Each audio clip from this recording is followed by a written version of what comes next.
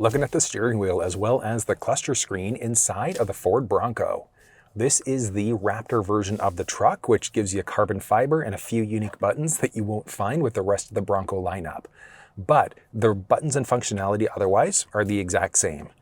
If you ever get a message inside of the cluster, you can push the OK button there in order to get rid of any messages that pop up. The steering wheel inside of the Bronco, for the most part, is going to be heated. So just down the center stack, there's a button there in order to toggle it on. Single level, but it's heated all the way around. The steering wheel inside of the Bronco, regardless of the trim level, is going to be manual telescoping. So just on the left side of the column there, there's a release in order to go in, out, up and down to find that perfect position. And then just click in order to lock it back into place. There are so many different buttons and stocks, but you've got some buttons down by your left knee. So the outer ones here, these are going to be for your side view mirror lamps. You can toggle those ones on, off. Then you can figure out what's going on with your running lamps here. If you've got fog lamps in your Bronco, you can toggle them on or off using the button in the middle there. So as you go between, your switch there. So different options for your lamps. You're going to be in the auto mode though, the majority of the time. So if the vehicle recognizes high beams are needed with auto enabled, it turns them on automatically.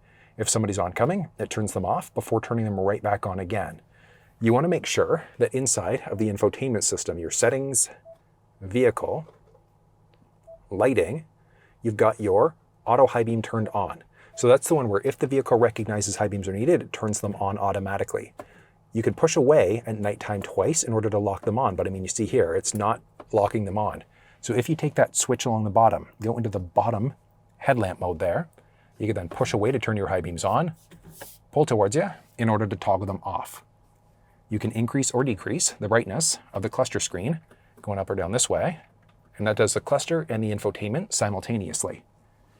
Your electronic parking brake is there, so you can pull down there in order to be able to turn it on, push and hold the brake pedal, push away in order to be able to toggle it off. And then so many different buttons. But we'll start off actually with the stock. So along the left-hand side here, obviously for your blinkers, flash out your high beams. And then you've got basic controls here. So this one is going to be for your rear windshield wiper, variable levels, and you can go all the way down, all the way up in order to get your rear wiper fluid going. And then you can go this way in order to be able to adjust out your front wipers. There's a button on the tip of the left stick here. If you were to just do a light tap, that's just going to give you a quick wipe. But if you push and hold it, that's going to get that windshield wiper fluid going. And then you've got a series of other buttons. Now the ones along the bottom here are because this is the Raptor version of the Bronco. So you've got your different Raptor modes there with your basic steering wheel control modes. So you've got either normal, sport, or comfort steering. The difference, normal is just going to be for like your day-to-day driving. So what that one does for your day-to-day driving, that's just going to be like your normal loosey-goosey. Comfort, actually sport stiffens things up nicely. Comfort is the one where it's a little bit more lax, so you have to kind of throw it a little bit more in order to make that turn. But you can see along the very bottom, it shows you what mode you're in there too. It's going to be the same thing for your dampers, so you've got either sport, off-road, or just normal day-to-day, and then your exhaust sounds there too. So this is going to be Raptor specific, but you've got different modes that are available that sound so good. So let's actually hop outside quickly and I'll let you listen to those sounds.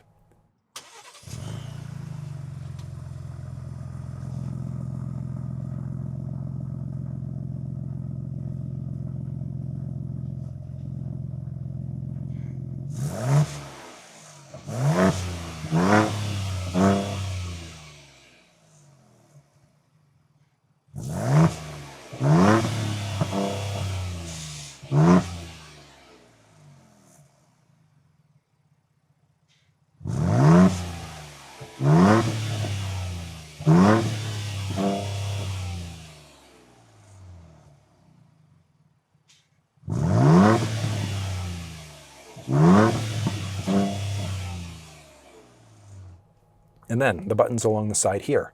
You can increase or decrease your volume for the audio. And then the other ones are going to be for cruise control. There are two different types of cruise available inside of the Bronco. It's either going to be normal cruise or there's adaptive cruise. The difference, normal is your old school cruise. So you set it at, let's say, 50. If the car in front of you slows down, yours will not brake. So you just really have to be paying attention. You still do with the adaptive though, but the adaptive is kind of like a set it and forget it cruise. So you set it at, let's say, 50. The car in front of you slows down, yours will automatically brake. They change lanes, you change lanes, it'll pick you back up to your previously set speed again. But the adaptive is where this gap adjustment comes into play. So if we toggle cruise on this way, you can see there, you've got cruise control enabled. So you turn it on off this way. When you're driving, it sets you at your current speed. You can increase, decrease, 1 kilometer, 1 mile per hour at a time, push and hold up, push and hold down to increase, decrease at larger increments. You can hit the brake pedal to cancel, pause your speed, push the cancel button there to cancel, pause, and then push again in order to resume your previously set speed. But I mentioned, you've got this button here, and that's the gap adjustment. So 4 unique levels that are available. I'm usually okay level 1 most of the time, but you might want to be on level 2, 3, or 4, depending on your reaction speed and your comfort level.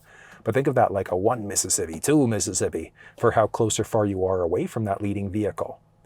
There's also this one, which is going to be a lane keeping system. So you can see there that your keeping system's active now. But inside of the infotainment system, if you go into your features, driver assistance, cruise control, that's where you can change between either normal or adaptive.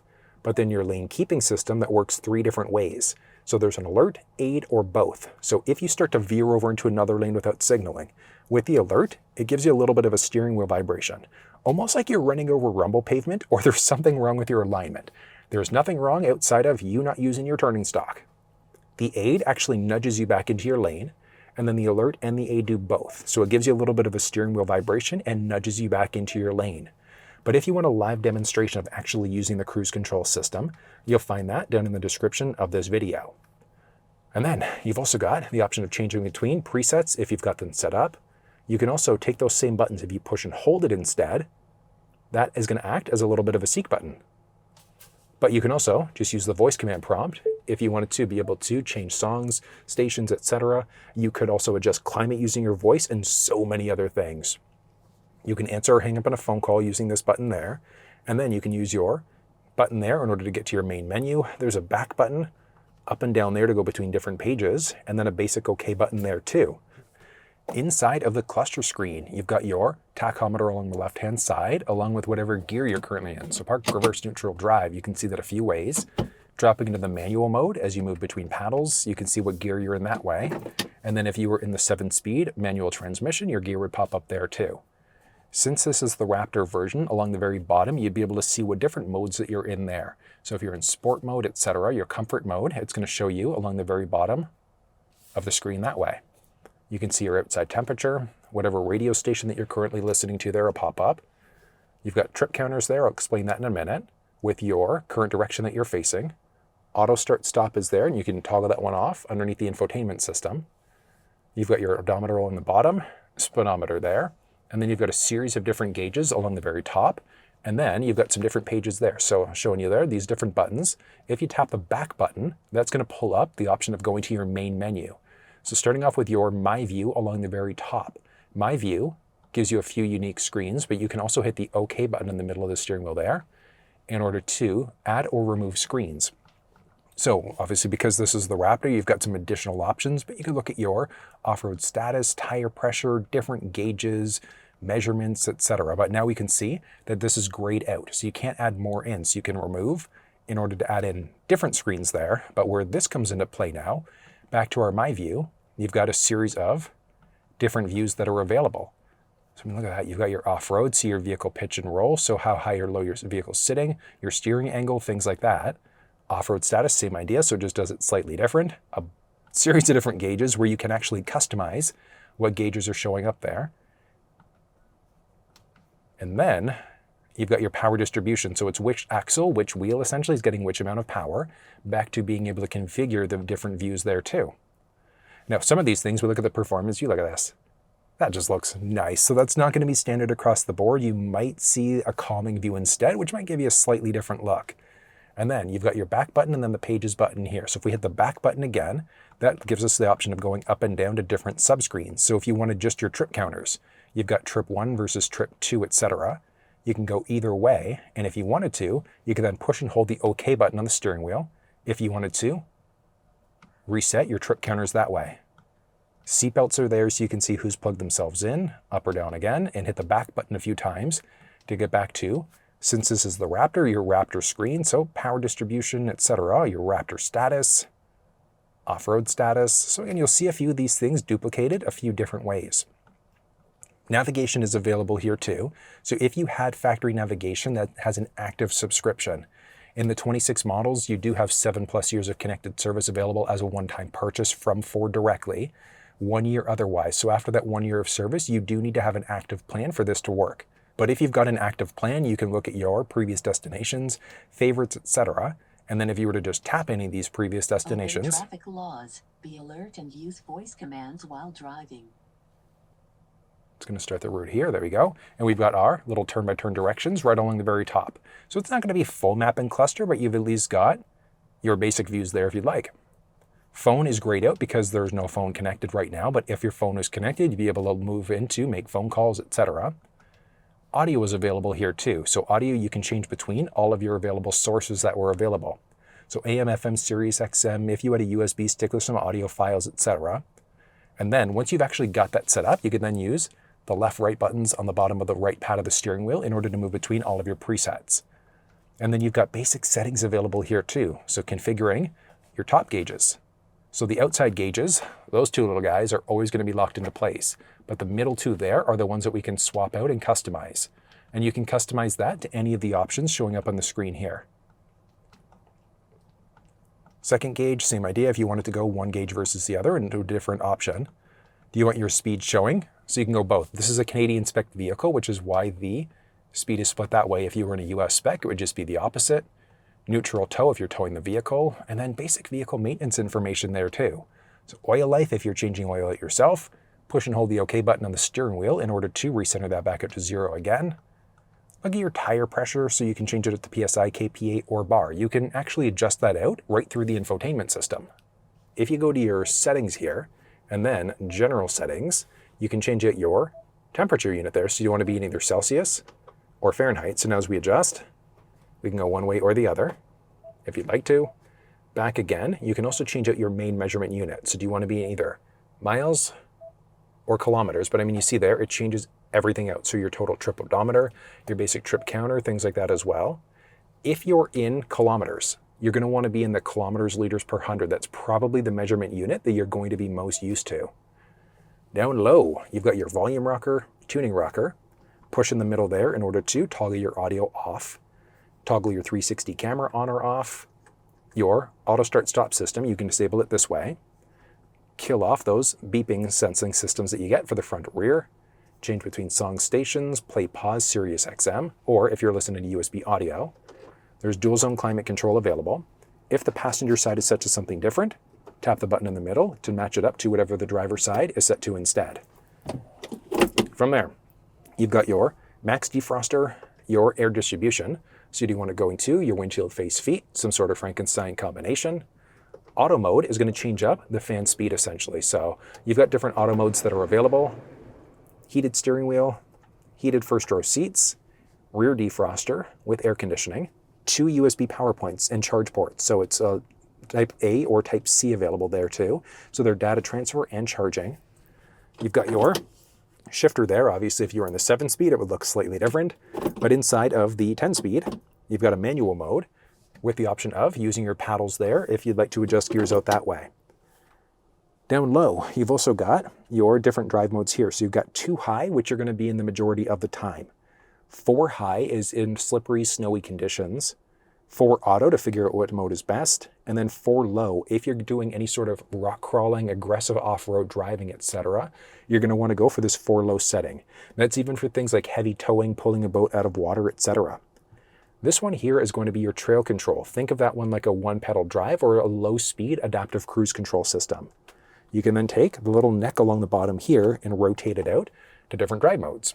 And as you go between different modes, it's going to do things like put you into 4 auto, 4 high, maybe 4 low as necessary. Play with traction control, stability control, etc. But each mode has its own benefit.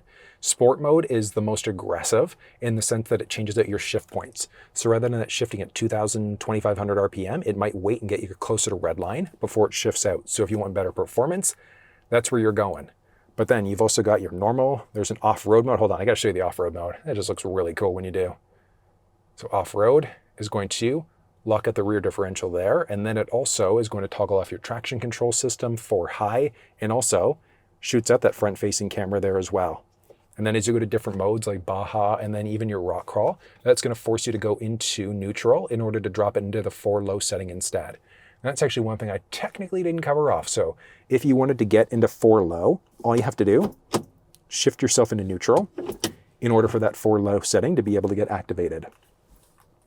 From here, you've got all of your basic window controls, kill off power to the rear windows, control your side view mirrors, left versus right side, so just tap in order to adjust, and one of them have to be highlighted because if they're not, nothing is going to change.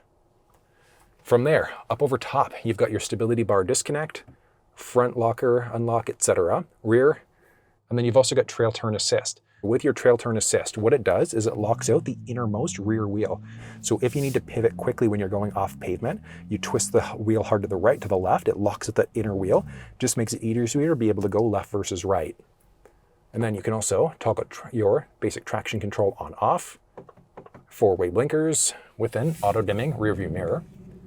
The controls here for your lights are pretty simple. So you can go all lights on, left versus right, or if this one is toggled on this way, that means that when you open up your doors, you're not going to get any overhead lights. Aux switches are there if you're wiring things in, and there's also a HomeLink system there as well. If you want to walk through and actually using the HomeLink system, setting it up, check down in the description of this video.